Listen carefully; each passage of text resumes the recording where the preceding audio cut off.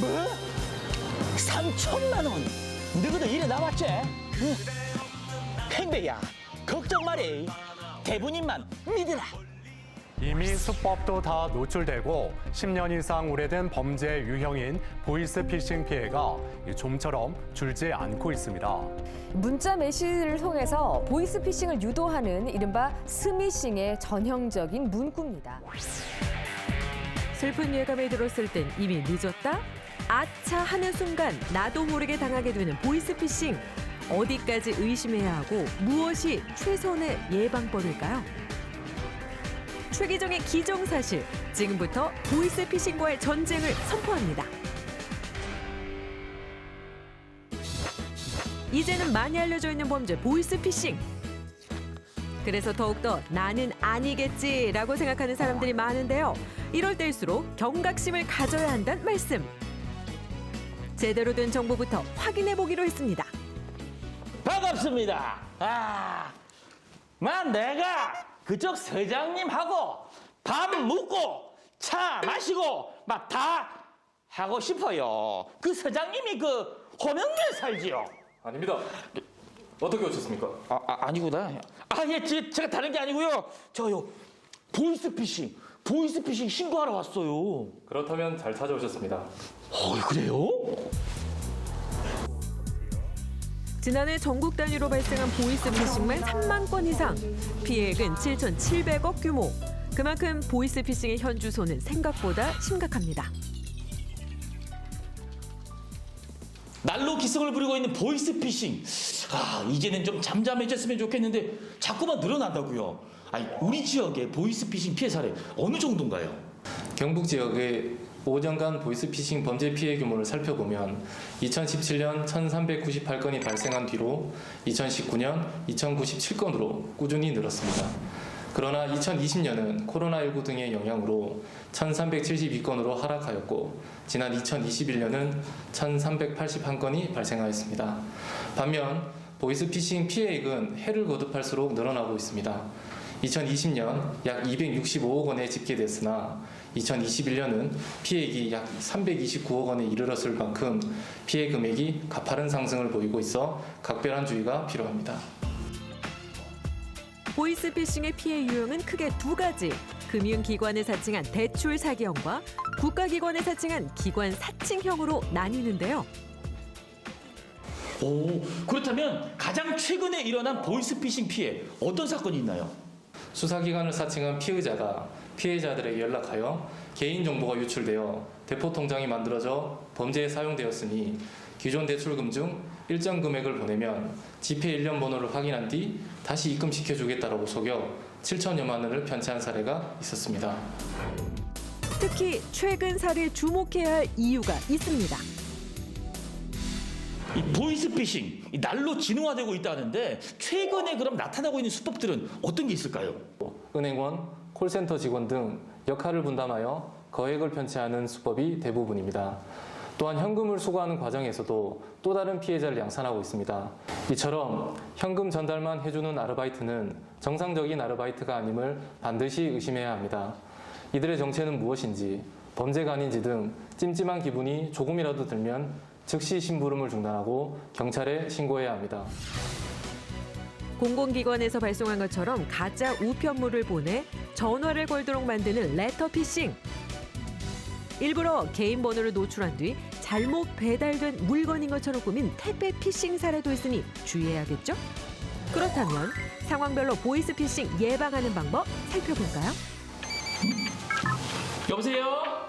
고객님, 저금리로 고액 대출 이벤트 당첨되셨거든요. 네? 정말요? 네, 최기정입니다. 통장이 범죄에 연루돼서 지금 경찰청... 네? 제 통장이 범죄에? 저금리, 고액 대출을 빙자하여 앱을 설치하도록 하거나 자녀를 납치하거나 통장 등이 범죄에 연루되었다고 하는 등의 각종 명목으로 속이고 난 후 공통적으로 현금을 요구합니다. 범죄일 확률이 높으니 절대 만나지도 현금을 보내지도 말고 바로 경찰에 신고해 주시기 바랍니다. 특히 코로나19 이후 기승을 부리고 있다는 문자 스미싱도 조심하세요. 이벤트에 당첨됐다고? 이야, 이거 비싼 건데 잘 됐다. 앱을 설치? 해야지. 당연히 해야지. 오케이. 이벤트 당첨 등으로 본인 인증 및 개인정보 등을 요구하는 경우도 절대 입력하거나 알려주면 안 됩니다. 그리고 악성앱 탐지 앱인 시티즌 코난으로 악성 코드 유무를 점검하고 혹시 악성앱 설치 등 감염이 의심되는 경우에는 한국인터넷진흥원이나 경찰에 신고해 주시면 감사하겠습니다. 또한 경찰청 홈페이지에선 실제 사기범의 전화 목소리로 모의 체험도 진행하고 있으니 예방을 위해 미리 체험해보는 것도 도움이 되겠죠? 자, 이어서 찾은 곳은 인근의 한 금융기관. 은행 왔다 형배야. 걱정하지 마라 걱정. 그래 3천만 원. 나 바로 보낼게. 그래 3천만 원. 잠시 근무님 있습니다. 예? 그만요. 저는 잘못한 게 없는 사람이에요. 보이스피싱으로 오시면 됩니다. 바로 신고하시죠. 보이스피싱이요? 어? 보이스피싱? 아니 그렇게 말하는 그쪽은 누굽니까? 제가 바로 보이스피싱을 막는 금융보안관입니다. 어디선가 보이스피싱이 의심되는 순간 지체 없이 나타나는 그 이름 보이스피싱 보안관. 아니 도대체 이 은행 안에 있는 보안관, 이 보안관은 어떤 보안관인가요? 고객님들의 소중한 금융자산을 지킨 우수 직원으로 칭찬과 격려와 함께 매월 금융보안관을 선정하고 피해 예방 사례는 전 영업점에 공유하여 추가 피해가 발생치 않도록 노력하고 있습니다. 지난해 이곳 은행의 경우 피해를 막은 건수만 한 달 평균 25건 정도. 송금 직전에 보이스피싱을 막은 일이 종종 보고되곤 했는데요. 최근에도 다급하게 은행 창구를 찾은 한 시민이 카드 대출 상환을 하겠다며 거액을 인출하길 원했고 단번에 이를 의심한 직원이 금융보안관 정신을 발휘해 피해를 막을 수 있었다고 합니다. 오, 맞으시죠? 그분 보이스피싱 피해를 막은 그분 맞죠? 네, 맞습니다. 오, 대단한 직원입니다. 아니 그때 그 상황이 도대체 어땠나요?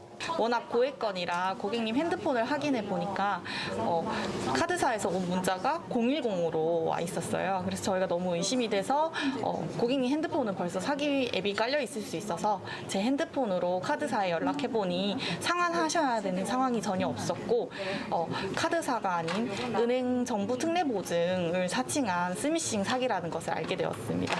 대단합니다. 정말 대단히 훌륭한 직원입니다. 이게 어디 유씨입니까 도대체? 파핑윤 씨입니다. 박병윤 씨, 대단해. 우리는 다 함께 대한민국 국민 아닙니까?